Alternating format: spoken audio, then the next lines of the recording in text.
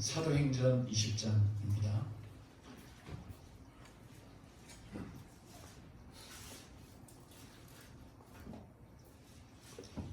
사도행전 20장 32절부터 38절까지 말씀. 사도행전 20장 32절부터 38절까지 말씀을 우리 믿음을 함께 선포하겠습니다. 지금 내가 여러분을 주와 및 그 은혜의 말씀에 부탁하노니 그 말씀이 여러분을 능히 든든히 세우사 거룩하게 하심을 입은 모든 자 가운데 기열이 있게 하시리라. 내가 아무의 은이나 금이나 의복을 당하지 아니하였고 여러분이 아는 바와 같이 이 손으로 나와 내 동행들이 쓰는 것을 충당하여 봉사에 여러분에게 모본을 보여준 바와 같이 수고하여 약한 사람들을 돕고 또 주 예수께서 친히 말씀하신 바 주는 것이 받는 것보다 복이 있다 하심을 기억하여야 할지니라. 이 말을 한 후 무릎을 꿇고 그 모든 사람들과 함께 기도하니 다 크게 울며 바울의 목을 안고 입을 맞추고 다시 그 얼굴을 보지 못하리라 한 말로 말미암아 더욱 근심하고 배까지 그를 전송하니라. 아멘. 우리가 신앙생활을 하면서 가장 중요한 그런 요소가 바로 믿음입니다. 그래서 우리가 사도행전을 살피면서 사도행전은 우리의 어떤 사명에 대해서 말하고 있고 또 우리가 감당해야 될 그런 직무를 말하기도 하고 또 성령의 충만함과 또 땅끝까지 이르러서 영혼의 구원이 이루어져야 된다는 것을 말씀을 하지만 이 모든 것을 가능케 하는 것이 바로 믿음입니다. 그래서 사도행전이라고도 하지만 우리는 특별히 믿음의 행전이다.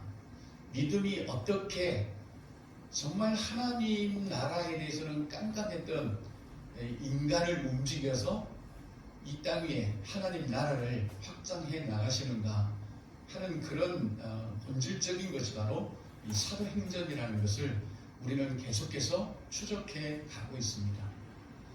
그러기에 한 사람 한 사람이 중요하기보다 그 한 사람을 중요하게 만드는 그들 어떤 믿음이 정말 중요하다.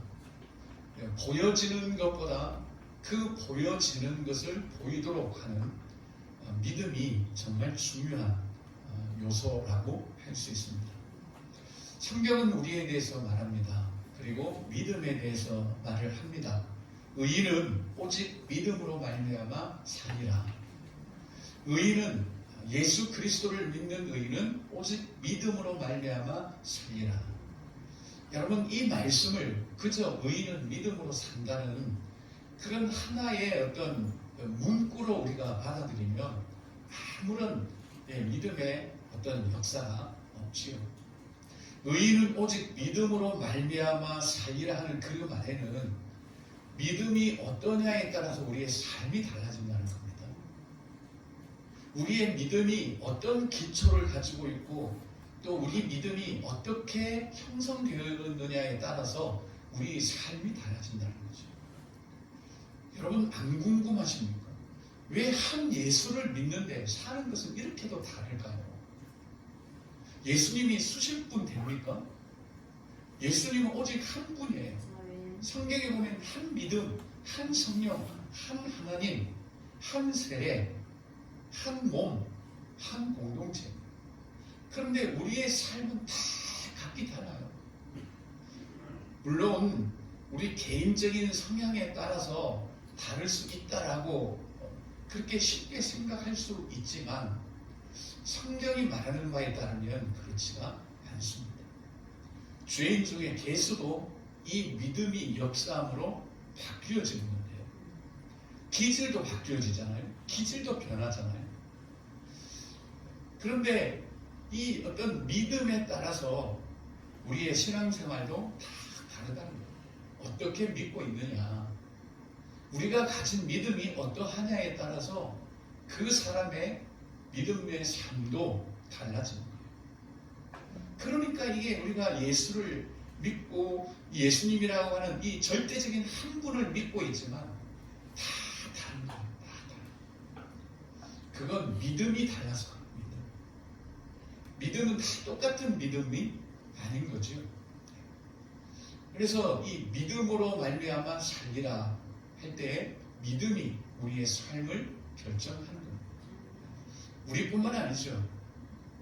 그리스도의 밖에 있는 사람들도 그들이 뭘 믿고 어떻게 믿고 있느냐에 따라서 그 인생이 다릅니다.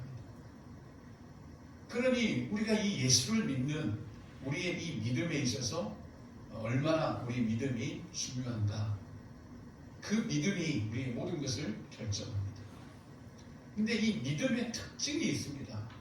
믿음은 이렇다, 믿음은 이렇다, 바라는 것들의 실상이다, 보지 못하는 것들의 증거다, 또 믿음은 예수 그리스도를 믿는 것이다 라고 믿음에 대해서 여러 가지 우리가 정의나 개념을 이야기를 할 수가 있지만, 이 믿음에 대해서 저는 정말 중요한 한 가지 특징을 말하려 한다면 믿음은 받는 것이다.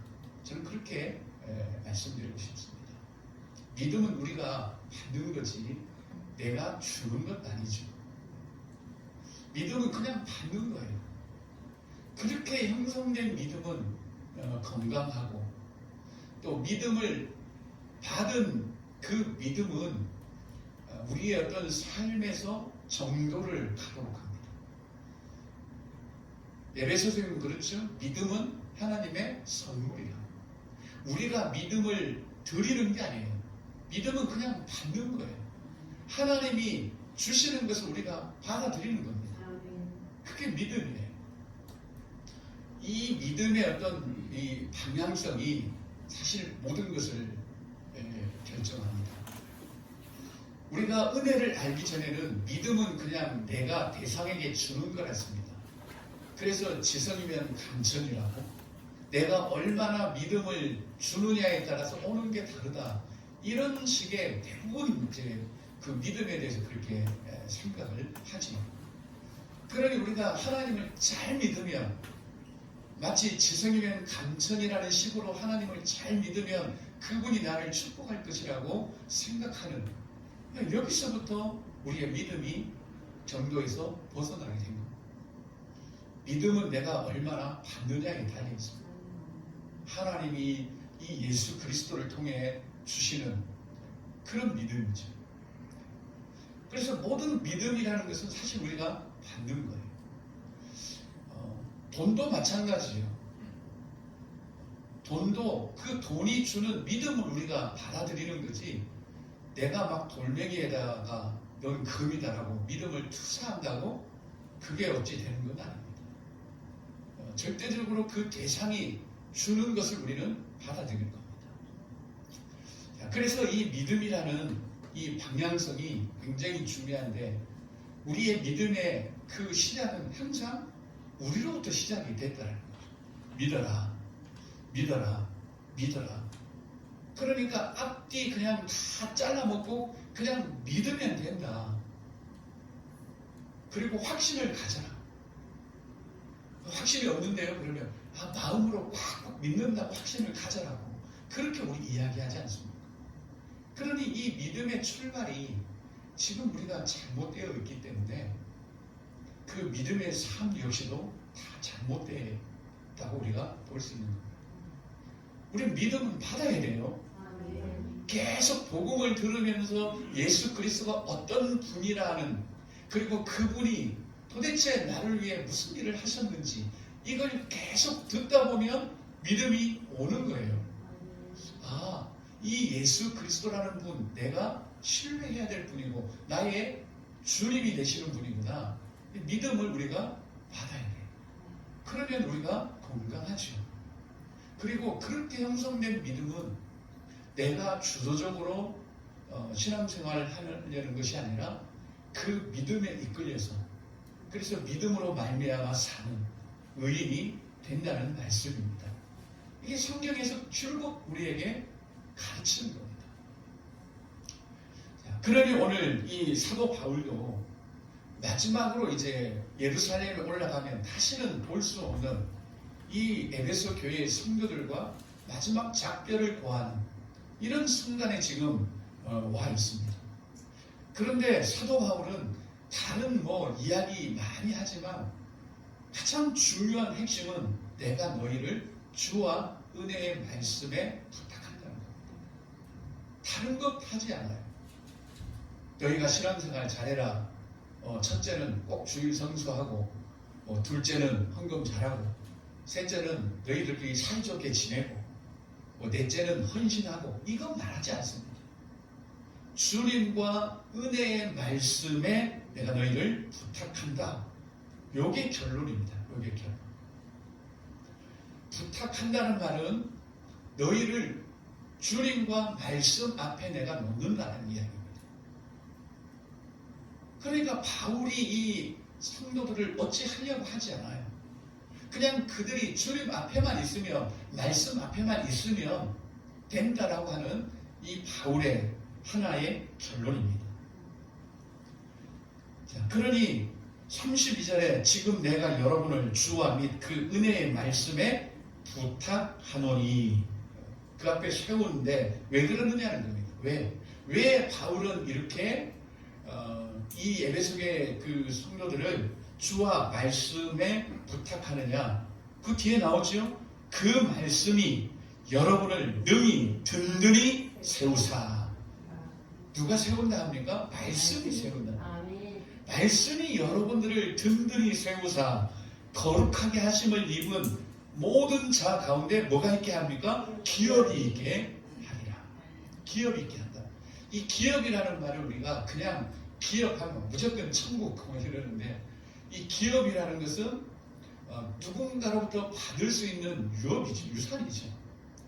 여기서 기업이라고 말할 때는 말씀이 여러분들을 든든히 세워서 그런 믿음에 딱 서면 그 믿음이 주는 기업을 우리가 가지고 산다는 이야기입니다.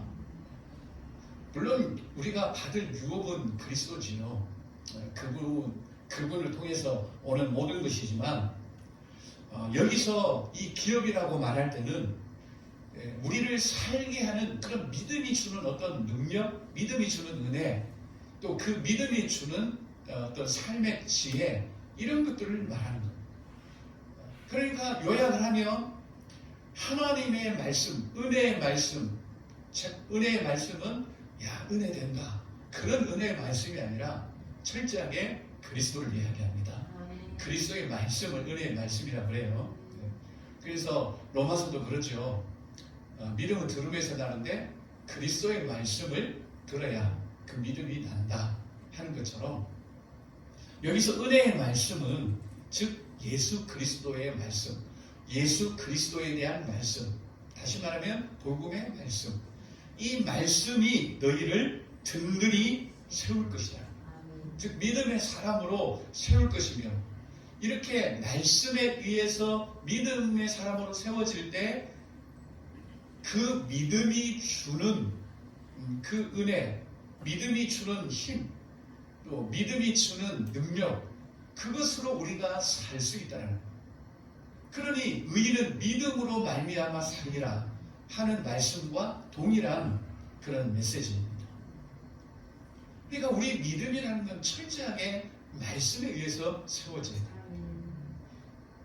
여기서 말씀이라고 할 때 은혜의 말씀 한번 하고, 또 그 말씀이라고 할 때 이 말씀은 레마가 아닙니다.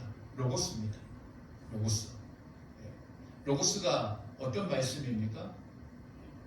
요한복음에 보면 예수 그리스도를 말하죠. 하나님의 말씀이 육신이 되신. 그러니까 그리스도의 말씀, 예수 그리스도의 말씀, 여러분 잘 사십시오, 믿음 생활 잘 하십시오, 이런 게 아니고 예수 그리스도가 어떤 분이냐. 태초에 말씀이 계셨고 그 말씀이 하나님과 함께 계셨고, 그런데 그 말씀이 곧 하나님이셨고, 그 말씀이 우리 가운데 오셨고, 그런데 그 안에 생명이 있었고, 이 생명은 사람들의 빛이고, 그런데 어둠이 그 빛을 받아들이지 않고 그렇지만 그 생명의 빛 대신 예수 그리스도 그 이름을 믿는 자, 곧 영접하는 자들에게는 하나님의 자녀가 되는 권세를 주셨다라고 하는 철저하게 그리스도에 관한 이 말씀이 우리를 믿음의 사람으로 든든히 세운다는 이야기죠.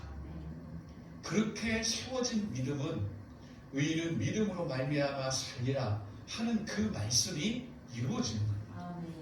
믿음이 주는 유업으로, 믿음이 주는 기업으로 산다라는 그런 말씀입니다. 그러니 이 말씀에 의해서 세워지는 믿음이 얼마나 중요합니까? 얼마나 중요합니까? 너무 중요합니다. 그것도 특히 이 로고스의 말씀, 레마의 말씀은 반드시 로고스를 통해서 나와야 됩니다. 그냥 하나님의 말씀 듣는다고 어디 높은 산에 올라간다든지 그래서 오는 게 아니라 내 안에 이 로고스의 말씀이 얼마나 가득 채워지느냐에 따라서 레마의 말씀으로 오게 되는 거예요. 이거 없이 그냥 뭐 하나님의 음성만 듣는다고 그러면 이건 정말 위험합니다. 여기서 말하는 건 다 로고스입니다. 기록된 말씀. 어떤 말씀이요? 예수 그리스도에 관해서 기록된 말씀. 즉, 이 성경이 되겠죠. 이 복음이 되겠죠. 예수님도 그래. 모든 성경에 이 나에 대해서 기록한 거. 그렇게 말씀하지 않습니까? 이 로고스의 말씀이 우리 안에 얼마나 차곡차곡 쌓여있느냐에 따라서 그 말씀이 우리의 믿음을 든든히 세우고 그렇게 세워진 믿음은 우리에게 유업을 주셔서 우리가 믿음으로 말미암아 살게 되는 겁니다. 그런데 요즘 어떻습니까? 말씀을 너무 안 보죠. 말씀을 너무 안 보죠. 그냥 들은 말씀에 의존하는 거죠. 그래서 주일 한 번 듣는 그 설교에 의존하다 보니까 이 믿음이 능히 성도들을 세우지 못하는 거예요. 그러니까 믿음의 기업으로 살지 않고 다 자기 방식대로 사는 거예요. 그러다 보니 예수를 믿는다고 하지만 그 믿음으로 사는 것은 다 다른 거예요.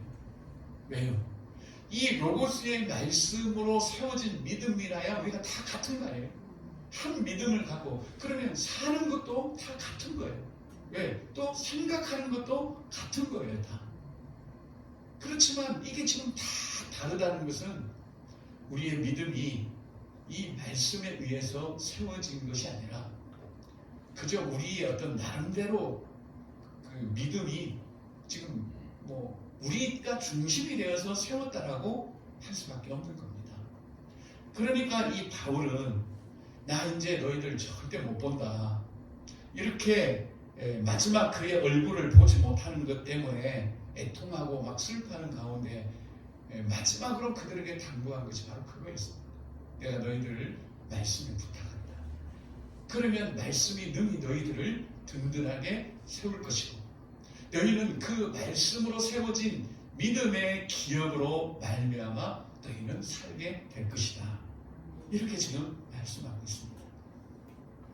그러면서 33절에 말합니다. 내가 아무의 은이나 금이나 의복을 탐하지 아니하겠다. 왜 그렇죠? 오직 이 말씀을 그들에게 전하고 가르치고 말씀으로 인해서 그들의 믿음을 세워주기 위해서 혹시라도 이런 것 때문에 마땅히 바울은 이런 것들을 받을 권한이 있고 권리가 있습니다. 그럼에도 불구하고 혹시라도 그들이 말씀으로 믿음이 세워지는 거에 방해가 될까 봐서 그는 내가 아무의 은이나 금이나 의복을 탐하지 않았다 라고 그는 고백하고 있습니다.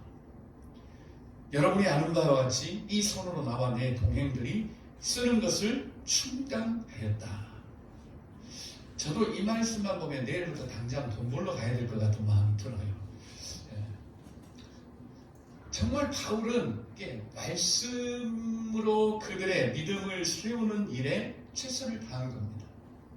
혹시라도 방해가 될 것 같은 부분들에 대해서는 그가 처음부터 아예 차단을 했던 겁니다. 그러면서 35절에 보면 이게 내가 너희에게 보여준 본이다. 이렇게 말합니다. 그러면 35절에 말하는 범사에 여러분에게 모본을 보여준 바와 같이, 그러면 어떤 본을 보여줬습니까? 너희도 가서 일해라고요? 어떤 본을 보여줬죠? 바울이 여기서 내가 본을 보였는데 그 본을 보인 게 어떤 거냐면 바로 그 뒤에 나옵니다. 약한 사람들을 도왔다는 겁니다. 약한 사람들을 내가 도왔다. 그들을 위해서, 그 약한 사람들을 위해서 내가 내 손으로 벌어먹고 내 손으로 충당하고 우리 동행자들까지도 우리 손으로 충당을 했다는 겁니다. 이 약한 자들을 돕기 위해서. 여러분, 여기 약한 자들은 어떤 자들이 있습니까? 빈곤한 자들이 아닙니다. 걸려 넘어진 자들, 실족한 자들, 믿음이 연약한 자들입니다. 이런 자들을 주의 말씀으로 그들의 믿음을 다시 세우는 이 일, 이게 바울이 보였던 본입니다. 그러니까 내가 이렇게 본을 보여준 바와 같이 수고하여 너희도 약한 사람들을 도우라는 겁니다. 도우라. 그러면서 우리가 잠시 좀 이해하기 난해한 말씀을 하죠. 예수께서 말씀을 하셨다 합니다. 주는 것이 받는 것보다 복이 있다. 이게 과연 물질을 말하겠습니까? 이 맥락 중에서요. 그래서 우리는 주는 것이 받는 것보다 복되다. 그래서 주라 그냥 막 강요하고 그러죠. 안 주려 그러면 이 성경 구절 들이대잖아요.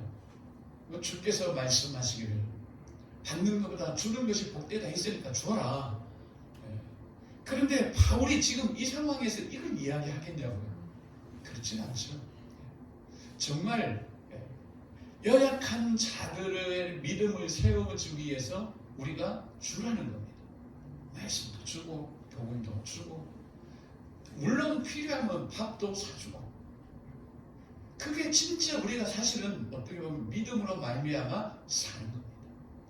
연약한 자들, 특히 믿음이 뭔지 모르는 자들, 아니면 믿음이 아직 세워지지 않아서 실수도 하고 또 신앙생활을 잘 못하고 하는 이들을 위해서 바울처럼 그들에게 해가 되지 않도록 스스로 벌어서 충당을 하면서 어쨌든 그들을 믿음으로 세우기 위해서 가진 노력을 다 했다라고 하는 것을 바울이 우리에게 보여주고 있습니다. 이게 본인 거예요. 여러분, 우리도 이 본을 받아야 되겠습니다. 정말 우리가 관심 가져야 될 건 믿음이 연약한 자들. 본래 여기 약한 자들은 흔들리는 자들, 이렇게 걸려 넘어진 자들, 이게 원문에 나타나 있는 뜻입니다. 그러니까 아직도 우리 공동체 안에서 믿음이 연약하게 흔들리고 또 실수하고 때로는 잘못하고 하는 사람들을 우리가 너 잘못했다 라고 바로 정지하는 것이 아니라 어떻게 하면 그들의 믿음을 세워줄 수 있을까? 할 수만 있다면 내가 내 손으로 돈을 벌어서라도 그렇죠? 어떻게 하든 그들을 우리가 돕는, 그게 바로 우리가 믿음의 기업을 받은 자들이 마땅히 해야 될 도리입니다. 그래서 우리는 어찌하든 한 사람 한 사람이 나보다 좀 연약한 자들, 나의 어떤 믿음의 도움이 필요한 사람들에게 우리는 지극적인 관심을 가져야 됩니다. 그리고 우리의 고민은 그거죠. 어떻게 하면 저 사람의 믿음을 좀 견고하게 세워줄 수 있을까? 그래서 내가 허튼 소리 안 하고 오늘 이 바울처럼 바울이 그냥 너를 내가 하나님 말씀, 그리스도의 말씀에 너를 부탁한다. 이렇게 했겠습니까, 바울이? 이러면 바울은 무책임한 거죠. 바울은 충분히 그들에게 주의 말씀을 다 전했습니다. 그리고 가르쳤죠. 우리 앞에서 보았잖아요. 한밤중 더 늦은 밤까지 막 가르치다가 한 사람이 졸다 떨어져 죽는 경우까지.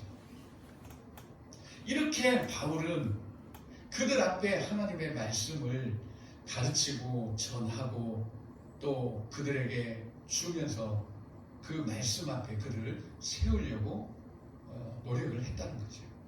우리도 그렇습니다. 우리도 연약한 사람에게 우리가 허튼 말이 아니라 정말 내 생각이 아니라 그냥 기도해. 기도하면 하나님이 다 해주셔. 이런 그런 막연한 게 아니라 복음의 말씀을 그들에게 전하고 단 한마디라도 예수님은 이런 분이야. 그런데 반드시 로고스적인 말씀이어야 되죠. 예수님은 막 우리의 원수를 갚아주시는 분이야. 물론 이게 맞아요. 그러나 보편적이고 아주 그 어떤 그 객관적 진리는 또 아닐 수 있습니다. 그러니 우리가 이 그리스도의 말씀에 대해서 우리가 먼저 좀 더 풍성한 그리스도의 말씀을 가지고 있어야 우리가 다른 사람에게 단 한마디라도 해주면 그들이 그 말씀 앞에 서는 거예요. 그리고 그들을 그 말씀에 우리가 부탁하는 거예요. 하나님 누구누구 믿음으로 세워주십시오. 무책임한 겁니다. 무책임한 거죠. 우리가 한 말씀이라도 전해놓고 초대교회 사람들처럼 그들이 집에 있든지 성전에 있든지 예수는 그리스도라고 가르치고 전파해야죠. 우리도 그렇게 한 말씀이라도 해놓고 기도합니다. 하나님, 제가 오늘 부족하지만 그에게 그리스도의 말씀을 전했습니다. 그가 그 말씀 앞에 설 수 있도록 주님, 그 말씀의 글을 부탁합니다. 이게 책임 있는 기도 아니겠습니까? 근데 우리는 너무 무책임한 거죠. 물론 위로의 말도 필요합니다. 힘내, 하나님이 함께 하실 거예요. 이런 말도 필요하죠. 그렇지만 우리가 좀 더 이 복음의 말씀을 조금 더 구체적으로 하나님이 함께 한다고 하면 믿음이 연약한 사람들은 어떻게 알아들어요? 어디 계셔? 하나님 어디 계시냐? 그렇지만 우리가 요한복음을 통해서 성경 한 구절이라도 그에게 들려주고 또 보여주고 이거 한번 같이 읽어보자. 이게 이런 의미다. 그러면서 자, 이 주님이 지금 너와 함께 하신다. 그러면 우리가 그 말씀 앞에 세워야 되는 거죠. 그러기 위해서 바울은 지금까지 밤낮 3년 동안이나 그렇게 가르치고 또 전하고 그러면서 이제 여러분들을 그 주의 말씀에 내가 부탁한다. 그렇게 마지막 결론을 내리는 겁니다. 그런 다음에 이 말을 한 후 무릎을 꿇고 그 모든 사람들과 함께 기도하니 다 크게 울어요. 막 바울의 목을 안고 입을 맞추고 다시는 그 얼굴을 보지 못하리라 한 말로 말미암아 더욱 근심하고 배에까지 그를 전송하니라. 이게 그냥 뭐 한편의 영화의 어떤 결론처럼 보입니다. 그렇지만 왜 그렇죠? 이게 엄청 지금 슬픈 내용이잖아요. 그런데 왜 안 슬프죠, 우리는? 그렇죠? 여러분 막 슬퍼요, 이게? 아름답죠. 아름다운 거죠. 정말 아름답게 저는 느꼈습니다. 이게 막 목을 끌어안고 울고 막 그러는 이거 막 슬프다 그런 게 아니라 참 아름답다.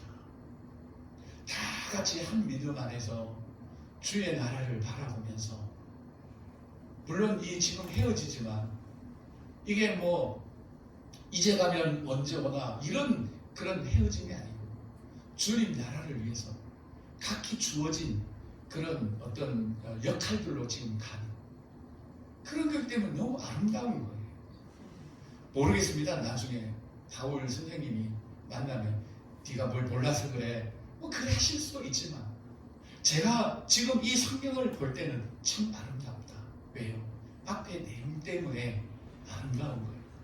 그 주님의 말씀에 부탁하고 주와 은혜의 말씀에 다 부탁하고 가는 아름다움. 여러분 우리 마지막을 한번 생각해보면 동일합니다. 어떤 사람이 이제 세상을 삶을 다 끝나고 내 달려갈 길을 다 마치고 이제 다 불러놓고 나는 간다 잘 살아라 이런 게 아니라 한 사람 한 사람에게 하나님 나라의 말씀하시고 그리고 가지고 있던 그 주님의 말씀을 통해서 어린아이부터 다 큰 사람까지 하나님 나라의 말씀을 들려주고 거기에 부탁을 하고 그렇게 간다면 참 아름다운 거 아니겠어요? 슬프지만 아름다운 겁니다.